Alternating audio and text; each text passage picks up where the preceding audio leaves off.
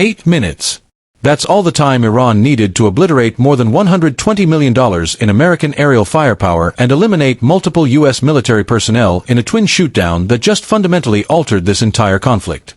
April 3, 2026, roughly 14:22 local time, a U.S. F-15E Strike Eagle, among the most sophisticated multi-role combat aircraft in America's fleet, was torn from the skies above Khuzestan province by Iranian defense networks. The two-person crew punched out. An extraction operation was initiated without delay. An A-10 Warthog, the iconic close-air support warplane engineered specifically to withstand ground fire and retrieve personnel from enemy zones, was dispatched toward the impact site. It never returned. Iranian surface-to-air weapons acquired the rescue aircraft, achieved lock, and blasted it from the sky over the Persian Gulf. The pilot is verified deceased. The condition of the F-15 aircrew remains uncertain. This marks the first occasion America has suffered the destruction of two combat aircraft in one engagement since Operation Desert Storm in 1991, and it unfolded in 8 minutes. The ramifications are devastating. Throughout the coming minutes, I'm going to reveal precisely which Iranian weapons platforms executed this twin elimination, why the A-10 extraction operation transformed into a killing zone, and the exact intelligence breakdown that enabled Iran to track and eliminate both aircraft. I'll dissect the cost disparity that renders this engagement a strategic horror for Washington. And I'll detail why surrendering air dominance over the Persian Gulf means the complete American battle strategy for this conflict just disintegrated. Corporate media is broadcasting debris footage and labeling it an isolated event. What I'm about to reveal represents a foundational transformation in the military power equilibrium across the Middle East. Let's dive in. Here's what we understand occurred. At roughly 14:22 local time on April 3, U.S. Central Command verified that an F-15E Strike Eagle conducting operations over southwestern Iran was targeted by what they characterized as sophisticated integrated air defense networks. The aircraft was participating in Operation Epic Fury, the combined U.S.-Israeli offensive that has been hammering Iranian military facilities for the preceding 5 weeks. The F-15E was presumably delivering a strike payload or escorting bombers attacking objectives deeper within Iranian borders. Iranian government media announced the elimination within moments, asserting the jet was brought down over Khuzestan province, the petroleum-rich territory adjacent to Iraq that has served as a central combat zone throughout this conflict. The F-15E Strike Eagle is not an inexpensive machine. Base cost sits at roughly $31 million per unit. But when you include avionics, armament packages, radar systems, and the training expenditure for a two-person crew, you're calculating closer to $50 million in aggregate loss per aircraft. This is a fourth-generation multi-role combat jet capable of aerial engagement and precision ground assault. It operates at velocities surpassing Mach 2.5, hauls up to 23,000 pounds of weaponry, and features some of the most advanced electronic warfare technology in America's inventory. It's engineered to breach enemy airspace, dodge surface-to-air threats, and endure. On April 3, it failed to. The Iranian Revolutionary Guard Corps declared the elimination using what they specified as domestically manufactured defense platforms. Now, this is where the situation becomes pivotal. Iran maintains a tiered air defense architecture that merges Russian-provided S-300 platforms, enhanced domestically to S-400 comparable performance in certain configurations, with homegrown systems like the Bavar 373, Tehran's counterpart to the S-300 that was revealed in 2019. The Bavar 373 possesses a stated engagement distance of 300 kilometers and can monitor up to 100 objects simultaneously while attacking 6. Its Syed 4B interceptor weapon travels at velocities nearing Mach 5 and delivers a 60-kilogram explosive payload engineered specifically to neutralize contemporary combat aircraft and cruise missiles. Here's the information that should alarm Pentagon strategists. The F-15E was presumably functioning with complete electronic warfare countermeasures engaged. It would have been disrupting hostile radar, releasing chaff and flare diversions, executing evasive patterns. None of it succeeded. Iranian platforms detected it, achieved lock, and destroyed it. That indicates either Iranian radar capabilities have progressed beyond what American intelligence projected, or U.S. electronic warfare systems are no longer adequate to overcome modern integrated defense architectures. Either conclusion constitutes a strategic catastrophe. Now, the initial shootdown is devastating by itself. What followed converted it into a disaster. Standard procedure when an American aircraft crashes in enemy territory is instant combat search and rescue. The A-10 Thunderbolt II, commonly called the Warthog, is purpose-built for this role. It's a heavily protected close air support warplane constructed around a 30mm rotary cannon that can demolish ground targets. Its titanium armored cockpit can absorb direct impacts from 23mm cannon rounds. It operates at low altitude and reduced speed, delivering cover for downed aviators while recovery teams advance. On April 3, an A-10 departed from a forward staging facility, presumably Al Udeid in Qatar or an installation in Kuwait, and proceeded toward the F-15 crash location. Iranian forces were prepared. The A-10 was targeted over the Persian Gulf, roughly 40 kilometers from the Khuzestan shoreline. Iranian maritime defense platforms, potentially the Talash missile network specifically engineered for low-elevation threats, acquired the Warthog during its approach. The A-10's reduced velocity, which makes it lethal for close air support, rendered it a straightforward target for radar-guided weapons. The aircraft sustained impact and plunged into the Persian Gulf. The pilot's remains were retrieved by Iranian naval units. U.S. Central Command acknowledged the loss hours afterward. Here's the calculation that haunts Defense Secretary Lloyd Austin through the night. An F-15E runs approximately $50 million when completely outfitted. An A-10 costs roughly $20 million per airframe.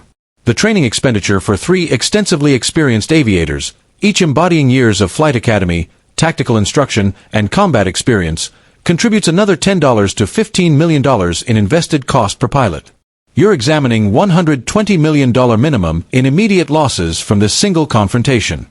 The Iranian weapons that eliminated both aircraft cost somewhere between $500,000 and $2 million apiece, depending on the platform.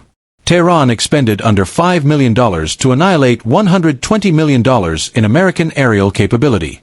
That's a 24-to-1 cost advantage benefiting the defender. And the dilemma intensifies.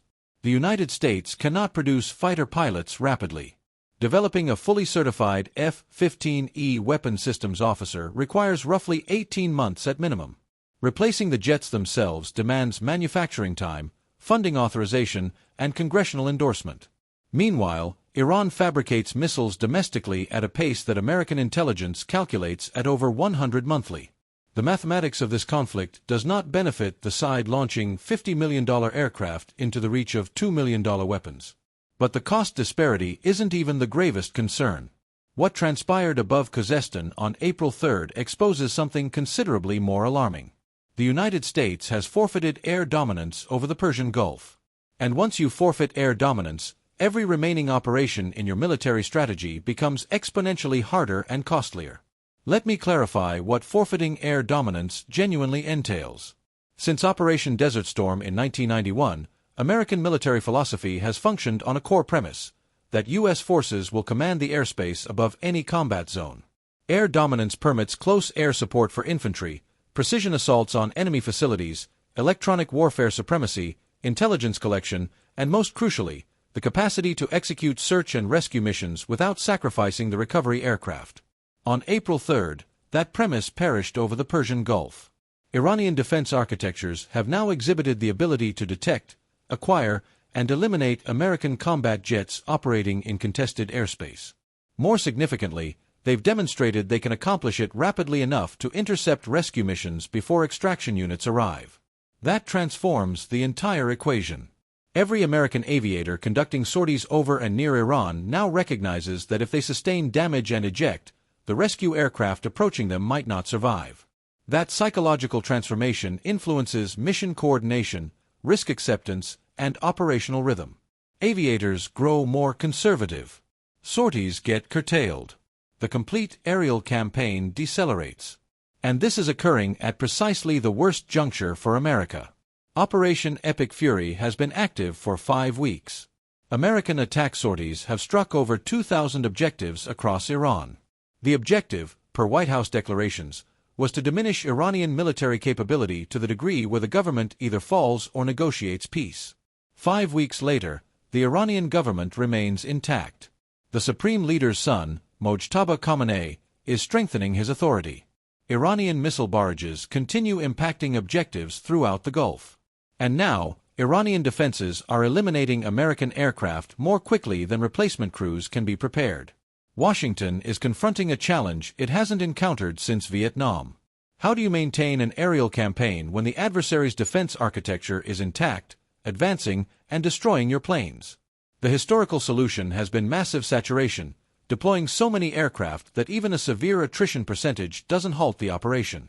But America no longer possesses the aircraft quantities to implement that approach. The Air Force fields approximately 450 F-15 variants across all configurations. Losing even a dozen jets to hostile action becomes a meaningful capability degradation. Iran, conversely, maintains thousands of surface-to-air weapons distributed across fortified positions, mobile platforms, and coastal defense installations that are extraordinarily challenging to find and neutralize. The strategic equation deteriorates further when you incorporate developments in other theaters. America is concurrently supplying Ukraine with hardware and intelligence against Russia, preserving preparedness for potential hostilities with China regarding Taiwan, and now waging a comprehensive conflict against Iran. American defense manufacturing cannot match expenditure rates. Missile stockpiles are diminishing. Aircraft maintenance delays are expanding. Pilot retention percentages are declining as seasoned aviators depart service rather than conduct increasingly perilous missions. The twin shootdown on April 3rd is not a standalone occurrence. It's an indicator of strategic overreach colliding with technological equivalence, and Tehran comprehends this. The IRGC broadcast footage of the F-15 debris within hours, airing it on government television as evidence that American aerial might is not unassailable. They released coordinates of the impact location and welcomed international witnesses to authenticate the elimination. This constitutes psychological operations engineered to demoralize U.S. forces and communicate to regional partners that America cannot defend its own jets, much less furnish air coverage for allies on the battlefield. The wider consequences stretch beyond the direct tactical defeat. Every Gulf nation accommodating American military installations is now reconsidering the merit of that partnership. If U.S. aircraft can be destroyed while executing operations from their soil, those facilities become objectives for Iranian counterstrikes. Saudi Arabia, the UAE, Kuwait, Qatar, every one of them is observing American jets tumble from the heavens and questioning whether their partnership with Washington justifies the exposure. Iran's 48-hour demand to Gulf nations insisting they terminate U.S. basing privileges or confront methodical devastation of their petroleum infrastructure suddenly appears considerably more plausible when American F-15s are being eliminated from the atmosphere. The failed extraction operation introduces yet another dimension of horror. The A-10 aviator who perished over the Persian Gulf was performing a mission that U.S. military protocol states should be survivable. The Warthog is celebrated for its resilience. It's absorbed surface-to-air missile impacts previously and returned to base. On April 3rd, it didn't. That signifies Iranian weapons are either more destructive, more precise, or more plentiful than American intelligence forecasted. Likely all three. And it signifies that subsequent rescue missions will demand considerably greater resources, additional aircraft, elevated risk, and extended time frames. All of which diminish the probability of successfully recovering downed aviators. So, here's our current reality. 2 American combat aircraft annihilated in 8 minutes. 3 aviators deceased or unaccounted for. Over $120 million in immediate losses. The first U.S. aerial combat fatalities since 1991. And the operational discovery that American air supremacy over the Persian Gulf is no longer certain. Tehran expended under $5 million to eliminate $120 million in American aerial capability, a cost-exchange proportion that Washington cannot maintain. The extraction mission that should have preserved the F-15 crew converted into a death trap that claimed another aviator and forfeited another aircraft. And every American pilot conducting operations in this combat zone now understands that if they're brought down, rescue may never arrive, or worse, it may arrive and perish attempting to reach them. This is not a conflict America is prevailing in aerially. This is a conflict where the most technologically superior air force on the planet just sacrificed 2 aircraft in 8 minutes to a regional adversary that's endured sanctions for 40 years. The question nobody in Washington desires to confront is straightforward. If Iran can accomplish this on day 35 of the conflict, what can they accomplish on day 70? Distribute this video to everyone who still assumes American air supremacy is untouchable. Post your analysis in the comments. Do you believe America can recapture command of the skies? Or has Washington just conceded the aerial conflict over the Persian Gulf? Share your perspective.